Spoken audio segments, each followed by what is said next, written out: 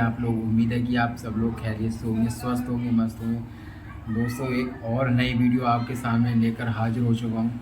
Ravish Kumar sir की video है, जो कि उन्होंने आरएसएस और बीजेपी पे निशाना साधा है। भाई उन्होंने बताया कि चुनाव आयोग भी वही करने लगा है जो बीजेपी और आरएसएस करती है।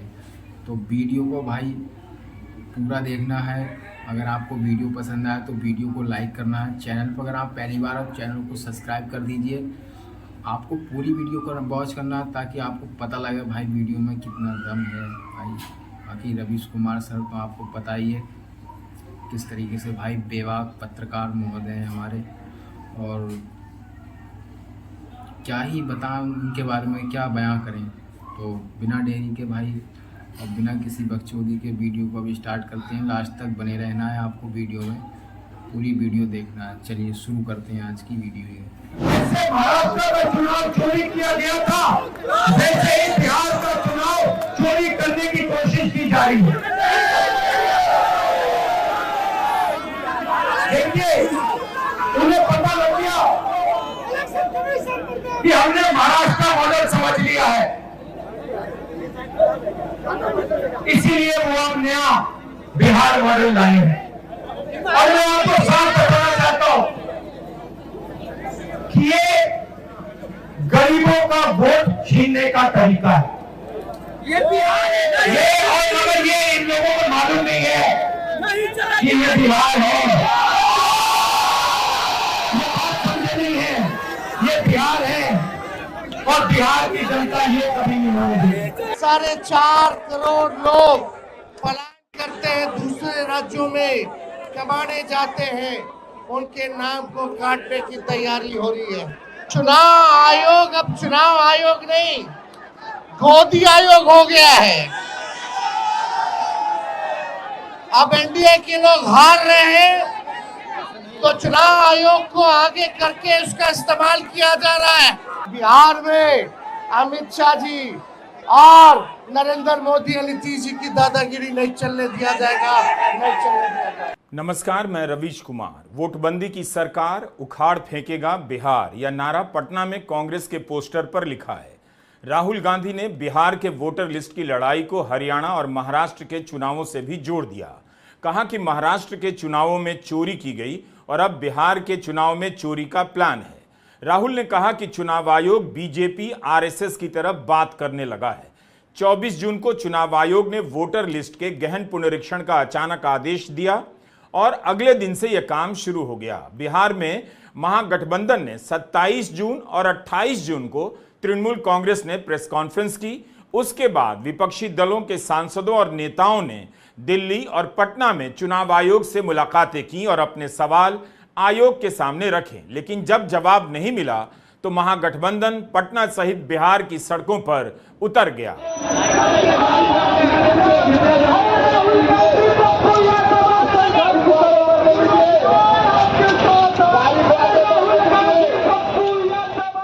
पटना के इनकम टैक्स चौराहे पर महागठबंधन के अलग अलग दलों के झंडे नजर आ रहे हैं।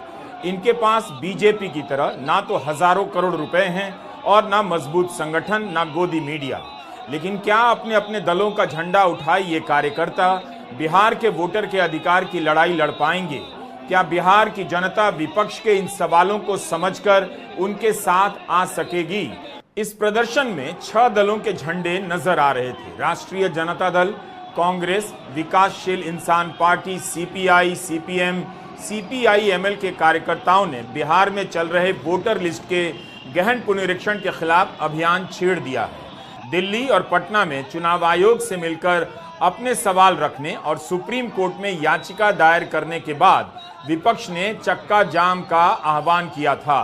दिल्ली में चुनाव आयोग की बैठक के दौरान विपक्ष के साथ जिस तरह का बर्ताव किया गया, कई सदस्यों को बैठक से पहले रोका गया। विपक्ष भी अब खुलकर चुनाव आयोग को लेकर हमलावर हो रहा है।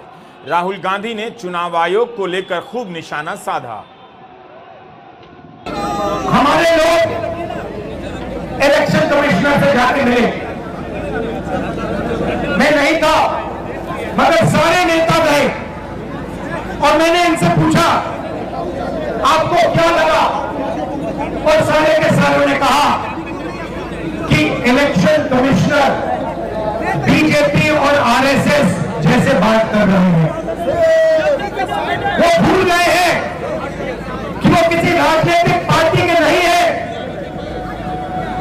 हिंदुस्तान के इलेक्शन कमिश्नर है और उनका काम इस संविधान की रक्षा करने का है। और मैं यहां से क्लियर मैसेज देना चाहता हूं, आपको जो करना है करिए, मगर बाद में कानून आप पर लागू होगा। भूलिए मत, आप कितने भी बड़े हो, कहीं भी बैठे हो, कानून आपको नहीं छोड़ेगा। मैं आपको गारंटी दे रहा हूं कि कानून आपको नहीं छोड़ेगा। आपका काम बीजेपी का काम करने का नहीं है, आपका काम हिंदुस्तान के संविधान की रक्षा करने का है। आपका काम बिहार की जनता का जो वोट है, बिहार की जनता के दिल के अंदर जो है, उसको पूरा करने का है और आप अपना काम नहीं कर रहे हो। 1 अगस्त को बिहार में ड्राफ्ट वोटर लिस्ट तैयार हो जाएगा। उसके बाद दस्तावेजों के आधार पर नाम काटने की प्रक्रिया शुरू होगी। कई लोगों ने सवाल उठाया है कि फाइनल लिस्ट आने के पहले मतदाताओं के पास अपील करने के लिए पर्याप्त समय नहीं होगा। अगर किसी का नाम कट गया तो उसकी सुनवाई भी नहीं हो सकेगी, क्योंकि ड्राफ्ट वोटर लिस्ट और फाइनल वोटर लिस्ट के बीच समय बहुत कम है। राहुल गांधी से लेकर तेजस्वी यादव और मुकेश सहनी और दीपांकर भट्टाचार्य तक ने कहा, गरीबों का वोट कटने जा रहा है। राहुल ने विस्तार से बताया कि महाराष्ट्र में कैसे एक विधानसभा क्षेत्रों में 4 से 5 हजार नए वोटर जोड़ दिए गए। देखिए, कुछ महीने पहले महाराष्ट्र में चुनाव हुआ, हरियाणा में चुनाव हुआ,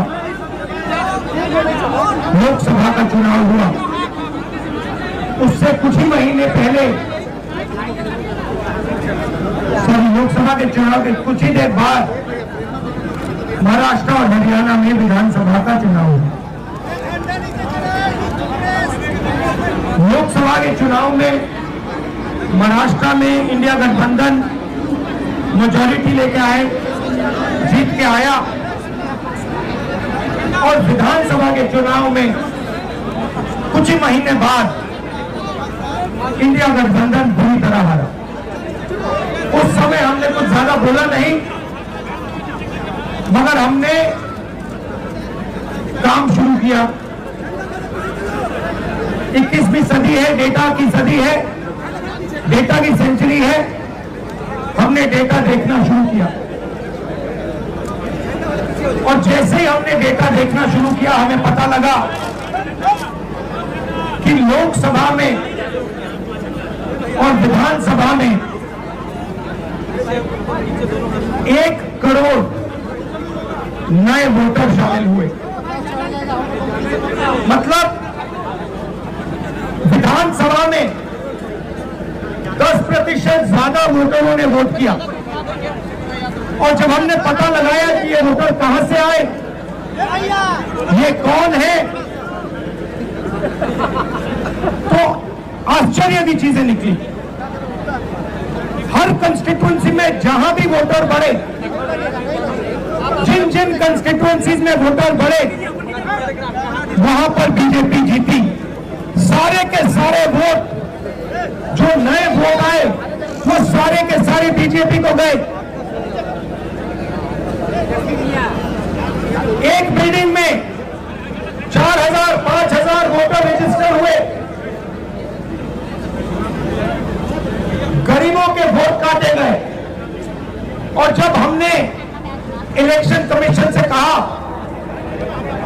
कि आप हमें वोटर लिस्ट दीजिए, आप हमें वीडियोग्राफी, जो हर पोलिंग बूथ पे वीडियो लगा हुआ है, वो दीजिए,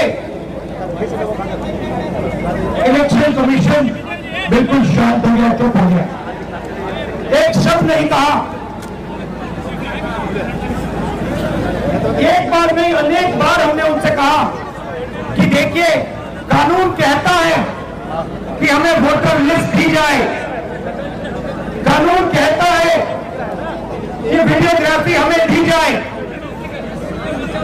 आज तक महाराष्ट्र महाराष्ट्र की वोटर लिस्ट हमें नहीं मिली। वीडियोग्राफी का कानून बदल दिया क्योंकि वो सच्चाई छुपाना चाहते हैं। यहाँ पे हम आए हैं, 7 मूर्ति हमारे पीछे है। यहाँ लोग शहीद हुए, संविधान के लिए शहीद हुए, और संविधान में लिखा है कि हिंदुस्तान के हर नागरिक को, चाहे वो किसी भी जात का हो, किसी भी धर्म का हो, हर नागरिक को एक वोट मिलना चाहिए।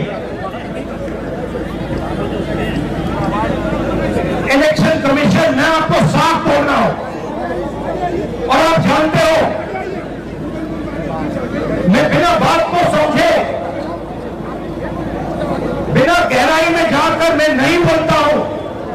मैं हिंदुस्तान की जनता को और बिहार की जनता को कह रहा हूं कि महाराष्ट्र का चुनाव चोरी किया गया था, और जैसे महाराष्ट्र का चुनाव चोरी किया गया था, वैसे ही बिहार का चुनाव चोरी करने की कोशिश की जा रही है। देखिए, उन्हें पता लग गया कि हमने महाराष्ट्र मॉडल समझ लिया है, इसीलिए वो अब नया बिहार मॉडल लाए हैं। अब बड़ा सवाल है कि विपक्ष के इन सवालों को मीडिया कितनी जगह देता है। 10 जुलाई के बिहार के अखबारों में तस्वीर छपती है या विपक्ष के सवालों को भी विस्तार से छापा जाता है, बिहार के पाठक और बिहार की जनता देख सकती है। बिहार के गांव-गांव में मतदाता सूची के पुनरीक्षण का फॉर्म भरा जा रहा है। आम मतदाता को क्या दिक्कत आ रही है, उसके क्या सवाल हैं, फॉर्म किस तरह से भरा जा रहा है, कौन भर रहा है, कौन साइन कर रहा है, क्या मीडिया इन बातों की रिपोर्टिंग कर रहा है। वोट का अधिकार सबसे बड़ा अधिकार माना जाता है। इतना बड़ा अभियान चल रहा है और इसकी ग्राउंड रिपोर्ट करीब करीब गायब है। गोदी मीडिया के पास अरबों रुपए का सरकारी विज्ञापन जाता है, अरबों रुपए का, और यह पैसा जनता का ही है। सैकड़ों रिपोर्टर हैं, फिर भी क्या आपको जमीन से रिपोर्ट देखने को मिल रही है कि दरअसल यह अभियान चल कैसे रहा है, लोग क्या कह रहे हैं, या केवल चुनाव आयोग का ही पक्ष जा रहा है कि सब काम ठीक ढंग से चल रहा है, कहीं कोई दिक्कत नजर नहीं आ रही। चुनाव आयोग का दावा है कि बिहार में 7 करोड़ 70 लाख फॉर्म बांटे जा चुके हैं और 3 करोड़ 70 लाख से अधिक फॉर्म भरे जा चुके हैं। 14 दिनों में 3 करोड़ 70 लाख फॉर्म भरे गए हैं, तो जाहिर है सब कुछ बिजली की गति से हो रहा होगा। बीएलओ सुपर स्पीड से चल रहा होगा, फॉर्म दे रहा होगा, फॉर्म भरवा रहा होगा, तो इसकी रिपोर्टिंग क्यों नहीं हो रही। आयोग का यह भी दावा है कि 4 लाख वॉलंटियर इस काम में लगाए गए। सोचिए, 4 लाख लोग चुनाव आयोग की तरफ से गांव-गांव में घूम रहे होंगे और कहीं कोई इनकी तस्वीर नहीं, जबकि यह फेसबुक से लेकर इंस्टाग्राम का जमाना है। देश में 400 से अधिक न्यूज चैनल हैं। इन चैनलों से ज्यादा बिहार के मुख्य निर्वाचन अधिकारी के ट्विटर हैंडल पर इस अभियान की तस्वीरें मिल जाती हैं, लेकिन उन तस्वीरों में किसी प्रकार की दिक्कत या जनता का पक्ष नजर नहीं आता है। एक वॉलंटियर क्या काम कर रहा है, उसकी नियुक्ति कैसे हुई, किस आधार पर हुई, क्या उसे भी पैसा दिया जा रहा है। आयोग का दावा है कि 77,000 से अधिक बीएलओ घर घर जा रहे हैं। बीएलओ को अतिरिक्त रूप से 6,000 रुपए दिए जाएंगे। 46 करोड़ से अधिक रुपया अलग से केवल बीएलओ को दिया जाएगा। तो इस हड़बड़ी में, जल्दबाजी में किए जा रहे अभियान पर कितना पैसा खर्च होगा? क्या इससे पहले भी चुनाव आयोग के काम में बीएलओ को 6,000 रुपए की प्रोत्साहन राशि दी गई थी? पिछले साल जून 2024 से लेकर नवंबर 2024 के बीच बिहार में वोटर लिस्ट की समीक्षा का काम चला। क्या उसके लिए भी बीएलओ को प्रोत्साहन राशि दी गई? ये प्रोत्साहन राशि क्यों दी जा रही है? क्या इसलिए कि बीएलओ चुप रहे? द हिंदू में चुनाव आयोग के एक अधिकारी का बयान छपा है कि बीएलओ हर घर पर कम से कम 3 बार जा रहे हैं ताकि कोई छूट ना जाए। 20,000 अतिरिक्त बीएलओ नियुक्त किए गए हैं और कुल 77,895 बीएलओ घर घर जाकर फॉर्म भरने में लोगों की मदद करवा रहे हैं। घर घर जाने का पहला राउंड पूरा हो चुका है, दूसरा राउंड चल रहा है। लेकिन क्या इन खबरों में आपको यह बताया जा रहा है कि बीएलओ कितने घरों से लौट आ रहे हैं, कितने घरों में उन्हें लोग नहीं मिले, उन घरों के लोग बिहार से बाहर कमाने चले गए हैं? क्या इसका डेटा चुनाव आयोग दे रहा है, लाइव डेटा दे रहा है? आयोग दावा कर रहा है कि बड़ी संख्या में लोग दस्तावेज भी जमा कर रहे हैं। लोगों को पहले से भरे हुए फॉर्म दिए जा रहे हैं जिन्हें जमा कराया जा रहा है। 18% से अधिक लोगों ने ECI नेट के जरिए अपना फॉर्म भर दिया है। गोदी मीडिया क्यों इस अभियान पर पर्दा डाल रहा है? क्या यह कोई मामूली काम हो रहा है? बिहार की जनता को देखना चाहिए कि जिन अखबारों को वो पैसे देकर खरीद रही है, उन अखबारों में क्या छापा जा रहा है, किस तरह से छापा जा रहा है। हमारा सवाल है कि क्या बिहार की जनता तक विपक्ष के सवाल पहुंच रहे हैं या केवल प्रशासन का तंत्र ही लोगों तक पहुंच रहा है? इसी के साथ हमारा सवाल विपक्षी दलों से भी है। अगर गोदी मीडिया दिखाना बंद कर दे तो वह अपने सवालों को जनता तक कैसे पहुंचाएगा? क्या इसे लेकर विपक्ष के पास कोई प्लान है? हम ये सवाल इसलिए भी पूछ रहे हैं क्योंकि आप नहीं जानते कि बिहार में 7% से भी कम लोग ग्रेजुएट हैं। ये हाल है इस राज्य में साक्षरता का। जिस राज्य में ग्रेजुएट इतने कम हो, उस राज्य के मतदाता को विपक्ष कैसे समझाएगा कि वोटर लिस्ट के पुनरीक्षण को लेकर चुनाव आयोग कहां गलत है, उसका वोट कैसे कट जाएगा और अपील का समय मिलेगा या नहीं? बिहार की मात्र 10% आबादी 11वीं और 12वीं तक पढ़ी है। 22% से अधिक लोग पहली कक्षा से लेकर 5वीं कक्षा तक ही पढ़े हैं। महिलाओं में साक्षरता पुरुषों की तुलना में काफी कम है। मात्र 74% महिलाएं बिहार में साक्षर हैं। इन लोगों तक ना तो तेजस्वी यादव का भाषण पहुंचेगा, ना राहुल गांधी का। तेजस्वी यादव ने मीडिया को चेतावनी दी है, लेकिन इसके बाद भी इस सवाल का जवाब नहीं है कि जिस अभियान को लेकर दिल्ली में पूर्व मुख्य चुनाव आयुक्त OP रावत, SY कुरैशी, आयुक्त अशोक लवासा लेख लिख रहे हैं, इंटरव्यू दे रहे हैं, PDT आचार्य, प्रशांत भूषण जैसे बड़े बड़े संविधान के विशेषज्ञ लिख रहे हैं, योगेंद्र यादव से लेकर प्रताप भानु मेहता इंडियन एक्सप्रेस में लिख रहे हैं। इन बारीक बातों को बिहार की जनता कैसे समझेगी, कैसे जानेगी, कैसे उस तक ये सवाल पहुंचाए जाएंगे? कुछ मीडिया है, उनका TTM करने का काम भी लोग छोड़ेंगे नहीं। ताबड़तोड़ तेल मालिश करो। मीडिया के लोग एजेंडा सेट करते हैं, प्रोपेगेंडा करते हैं। ऐसे लोगों ने बिहार और देश को बर्बाद करने का काम किया है। हम खुल के कहना चाहते हैं, कुछ ऐसे अखबार है विपक्ष की बात को नहीं छापते। लालू जी का राज था, राबड़ी जी का शासन था, विपक्ष का खबर पहले पन्ने में छपता था। कहीं चींटी मर गई तो उसको दिखाया जाता था। आज बिहार में अपराध हो गया, बढ़ रहा है, लेकिन इन कायरों की हिम्मत नहीं है कि पहले पन्ने पे छाप सके। कायर है ये, और ऐसे अखबार हैं। हम इनको कुछ दिनों का समय देते हैं। हम अपने समर्थकों से कहेंगे कि ऐसे ऐसे अखबारों को अगर नहीं सुधरोगे तो आपका बॉयकॉट करेगा। कोई गांव में अखबार नहीं जाएगा, न कोई पढ़ेगा। साथ दीजिएगा आप लोग जो देश को बर्बाद कर रहे हैं। सबसे बड़ी भूमिका मीडिया की है। दिन भर प्रोपेगेंडा चलाने वाले लोग, सामंतवादी लोग, कब्जा लिया है इन लोगों ने। बिके हुए लोग हैं ये लोग, बिके हुए लोग हैं। ये आज का अखबार लाओ, आज का अखबार लाओ, सारा अखबार लाओ। हम आपको देखता है कि कितना % विपक्ष को स्पेस मिला और कितना बीजेपी या जदयू के लोगों को ये लोग स्पेस देते हैं।